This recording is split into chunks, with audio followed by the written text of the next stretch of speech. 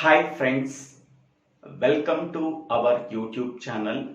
Today we have to discuss about one of the most important topic in C language is a recursion. In this video we have to discuss about what is a recursion, what is a recursive function, what are the types of a recursion that can be explained with one example program. Okay, first of all, what is a recursion? The process of calling a function by itself is called as a recursion. Okay, consider this example. Okay, here the function name is factorial. The same function name can be called as a calling function in the body of factorial function. Then this function is called as a recursive function. The process of calling a function by itself is called as a recursion. Okay. Now consider the definition of recursive function. A function called by itself is called as a recursive function. Okay, here the function name is factorial. The same function name can be called by itself is called as a recursive function. Okay, whatever the process we have to follow calling a function by itself is called as a recursion. A function which calls by itself is called as a recursive function. Now consider the syntax. A return type is nothing but a data type. A recursive function name, whatever the recursive function we are using, what is the name of that recursive function? Then arguments or are parameters. What are the parameters that we are passed to the recursive function?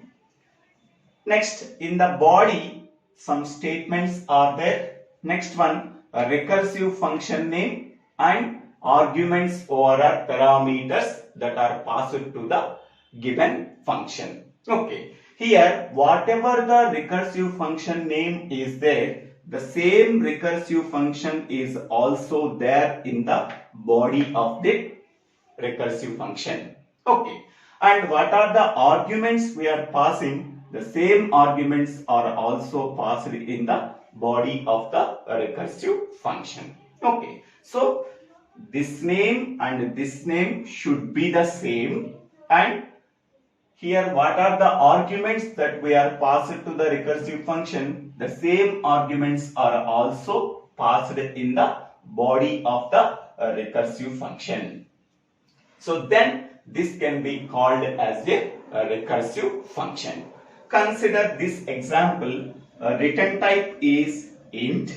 Recursive function name is factorial. Argument we are passing to the recursive function is int x.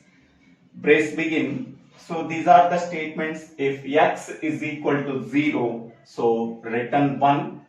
Else return x into factorial of x minus 1. Here recursive function name is factorial and argument is x minus 1. Okay, so a function which calls itself the same function in the body of the function, then it can be called as a recursive function. Okay, now we have to calculate the factorial of 5.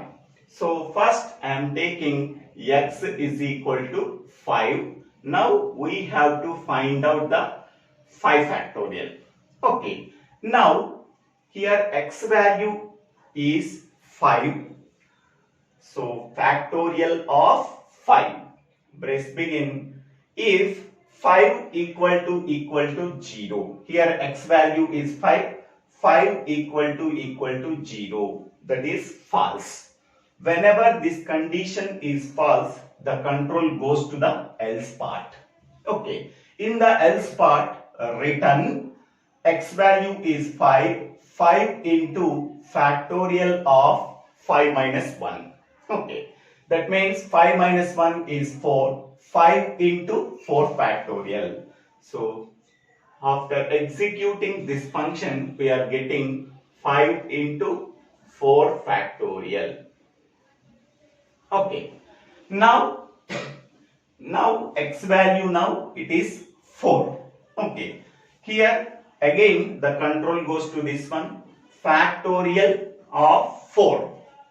Okay, brace begin if 4 equal to 0. Condition false. Whenever this condition is false, the control goes to the else part. In the else part, return 4 into factorial of 4 minus 1. That is 3. Okay, so that means 5 into 4 can be written as 4 into 3 factorial. Okay, now x value now 3. Okay, factorial of its value is 3. Brace begin if 3 equal to 0, false. Then go to the else part, return 3 into factorial of 3 minus 1. So that is equal to 3 into factorial of 3 minus 1 means that is 2 factorial. 2 factorial. Now x value is 2. Okay, factorial of 2. Brace begin if 2 equal to 0, false. Then the control goes to the else part. So return 2 into factorial of 2 minus 1.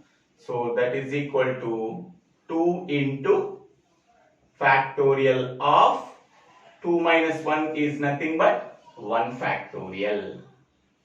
1 factorial.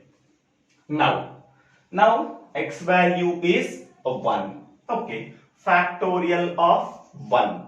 Brace begin if 1 equal to 0, that is false. Then the control goes to the else part. Return 1 into factorial of 1 minus 1, that is 0. So 5 into 4 into 3 into 2 into, so 1 into 1 minus 1, that is 0. 0 factorial. Okay, now x value is 0. Okay, factorial of 0. Brace begin if x is equal to 0. Here x value is 0. 0 equal to 0. True. If the condition is true, then the control goes to the body of the if block. Body of the if block contains only one statement, return 1. So 1 is written. So here in this place 0 factorial can be substituted by 1. Okay. So then what we are getting, 5 into 4 into 3 into 2 into 1 into 1. So that is equal to how much value we are getting? So 5 into 4 into 3 into 2 into 1. So that is equal to 120. So 120 we are getting. Okay. So this is the example we have to use for finding the factorial of a given number. Okay. 4 factorial, first 5 factorial can be written as 5 into 4 factorial. Next 4 factorial can be written as 4 into 3 factorial. Next 3 factorial can be written as 3 into 2 factorial. Next 2 factorial can be written as 2 into 1 factorial. Next 1 factorial can be written as 1 into 0 factorial. So we already know that 0, if x value 0, return 1. 0 factorial value is a 1, so that we are getting the value 120. Okay. So this is the one of the most important example for finding out the factorial of a given number using a recursion. Next one is advantages of a recursion. The first point, recursion reduces the length of the code. Okay, whenever we are using a recursion in a program, it reduces the length of the code compared to the iterative program. Okay. Second point, reduce unnecessary calling of a function. One of the main advantage of recursion is it reduces the unnecessary calling of function. Okay. Without any necessary, we are not using a recursive function. Okay. Whenever it is necessary, we can calling the same function itself. Otherwise, there is no use of calling the same function. Third point, recursion is very useful in solving data structure problems. In data structure problems also, we are using the recursion technique. Suppose evaluating the expressions using stack, and also in trees and graphs also we are using the recursion technique. Okay. Trees and graphs are non-linear data structures. In that one, we have to use the recursion technique. And all searching algorithms also we are using the recursion technique. Linear search and binary search, Fibonacci search, in all these searching techniques, we are using a recursion technique. Next one, we can solve problems by using recursion in easy way. Okay, so whenever we are using the recursion, we can solve that problem in easy way when compared to the iterative manner. Next one, in recursion, code is simpler and shorter than iterative code. So whenever we are using the recursion technique, okay, the code can be simple and also length of the code is also reduced when compared to the iteration. So these are the 5 advantages of recursion. Next one, disadvantages of recursion. First one, recursive programs are generally slower than iterative programs. Okay, so recursion can take more time when compared to the iterative programs, because every time a recursive call is generated, or called, then the intermediate results are stored in the stack. To retrieve that intermediate results from the stack, it can take some more time. So that we can say that recursive programs are generally slower than iterative or non-recursive programs. Okay. Second point, recursive programs requires more memory to hold the intermediate results in a stack. Already we are discussing this point. Okay, recursive programs take more memory because whenever a recursive call is generated, some intermediate results are occurred. That intermediate results are stored in the top of the stack. Whenever the intermediate results is required in future, okay, that results can be taken from the stack, top of the stack, so that recursive programs takes more memory because to hold the intermediate results in a stack. So we can say that recursive programs takes more memory when compared to the iterative programs. Next, third point, recursion uses more CPU cycles. Okay, more CPU time. So recursive programs can take more CPU time, and also recursive programs can take more memory also. That means to retrieve the intermediate results from the stack, we can require some more CPU cycles time, so that recursion can take more CPU time. Fourth point, recursive programs are difficult to understand and debugging. Okay, so somewhat difficulty is there for understanding recursive programs. Okay, and also any error is occurred, identify the error and debugging the error is also somewhat difficult in recursive programs. So these are the 4 disadvantages of recursion. Next one, what are the applications of recursion? So here first two examples are real life examples. We are already know that well-known game, that is Candy Crush game. In that Candy Crush game, we have to use a recursion technique to generate combination of tiles. Okay, so whenever the tiles are matched, we can get some score.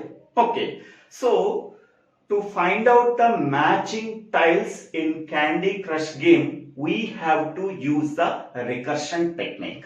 Okay, next, the second point, chess game also uses a recursion technique.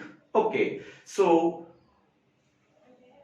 which coin, that means which coin we have to move, that is dependent on the recursion technique. Okay, so chess game also uses a recursion technique to move which coin to get the solution immediately. So number of combinations of moves we have to use. For that one, we are also using a recursion technique. Next one is all searching techniques uses a recursion technique. So linear search, binary search, Fibonacci search, all these searching techniques uses the recursion technique.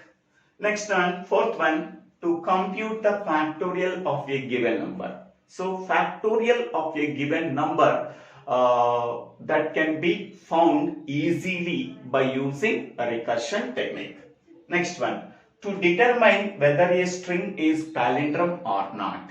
Okay, so suppose we are taking a string, that string can be read in leftward direction and rightward direction, we get the same string, that is called as palindrome. Okay, to check whether the given string is palindrome or not by using a recursion technique also.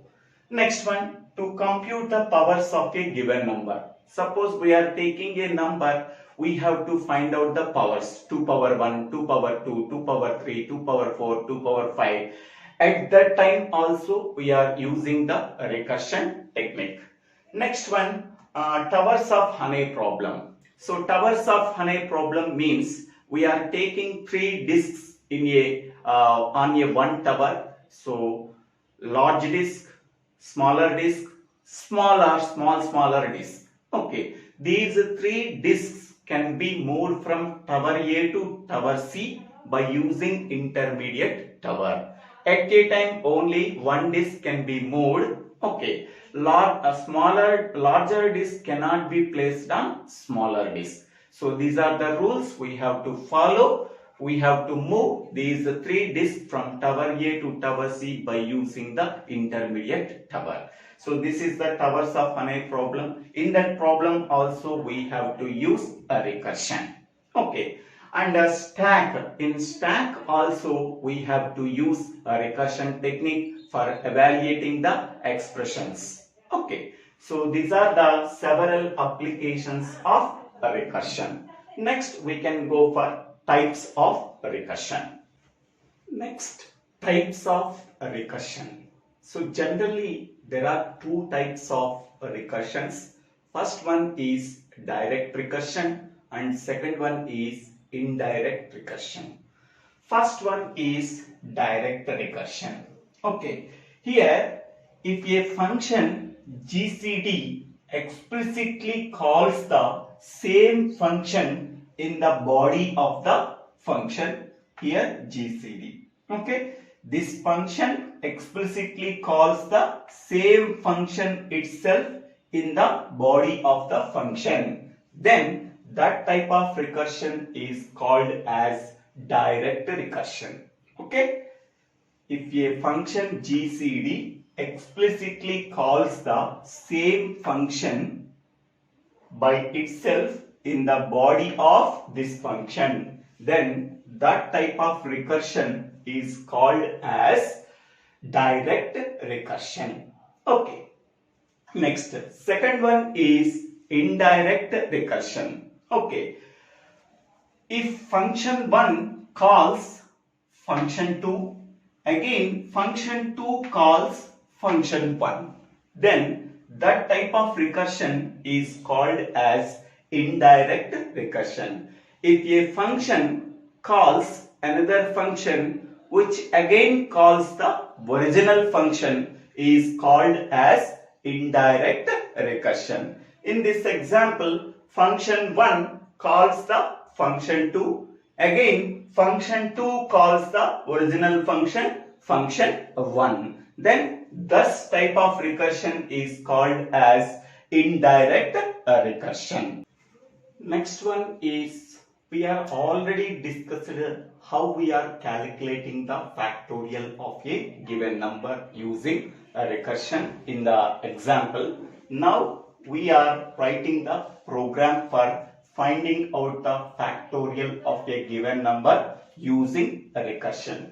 Here hash include stdio.h, hash include conio.h. These are the two header files. Next one, this is the function prototype. We can tell to the compiler this is the function I am using in the given program. So data type, function name, parameters. Okay, semicolon. This is called as function prototype. Function prototype. Next one, every C program starts its execution from the main function. The main function does not return anything, so that we have to use void data type, void main function. First, we have to create what are the variables we are used in the program in declaration section. So, for which number we have to find out the factorial, that number can be denoted by n, and factorial of a given number n is 120. So 120 is stored, n value is 5, 5 factorial is 120, 120 is stored in a variable called fact. So that n and fact are declared as integer variables. So CLR is a clear screen function. It clears the output screen. This function is included in the header file called hash include conio.h. Next, printf enter n value. So n value can be read from the keyboard by using scanf function. So scanf %d ampersand n. Now this is the calling function. Okay, calling function. So calling function is there in the main function. So whenever we are calling a function factorial of n, so the program control can be transferred from calling function to called function. So this is the called function. Called function. Okay. So whenever the program control can be transferred from calling function to called function, whatever the parameter we are passing, that parameter is copied into this value. Okay. Now enter n value. N value is 5. That is read from the keyboard. So now n value becomes 5. Okay. Now brace begin. If 5 equal to 0, that is false, then control goes to the else part. Return 5 into factorial of 5 minus 1. So that is 5 into 4 factorial. Okay. Again we are checking the condition. Now n value is 4. Okay. If 4 equal to 0, false, then go to the else part. We can return, so 4 into 3 factorial. Okay, 4 into factorial of 4 minus 1 is 3 factorial. Again, n value 3. Again, we are checking the condition. So, factorial of 3, brace begin, 3 equal to 0. That is false. Then go to the else block. Then we are getting 3 into 3 minus 1. That is 2 factorial. Okay. Again, n value is 2 into factorial of 2. Brace begin. If 2 equal to 0, that is false, then go to the else block. Return 2 into factorial of 1. So now 5 into 4 into 3 into 2 into 1. Okay. Next, 1 factorial. Again, n value is 1. Okay. Factorial of 1. Please begin. If 1 equal to 0, that is false, then go to the else block. Return 1 into 1 minus 1, that is 0. 1 into factorial of 0. So 5 into 4 into 3 into 2 into 1 into 0 factorial. Again n value 0. Factorial of 0. Brace begin. If 0 equal to 0, true, then return 1 is true. So 0 factorial can be replaced by 1. So now the control, after return 1, the control goes to the calling function in the main program. So whatever the result we are getting, 5 into 4 into 3 into 2 into 1. Okay. So 5 into 4, that is 20, 20 into 3, 60, 60 into 2, 120, 120 into 1, that is equal to 120. So 120 result can be sent from called function to calling function. So this 120 value can be assigned to the variable on the left side, that is fact.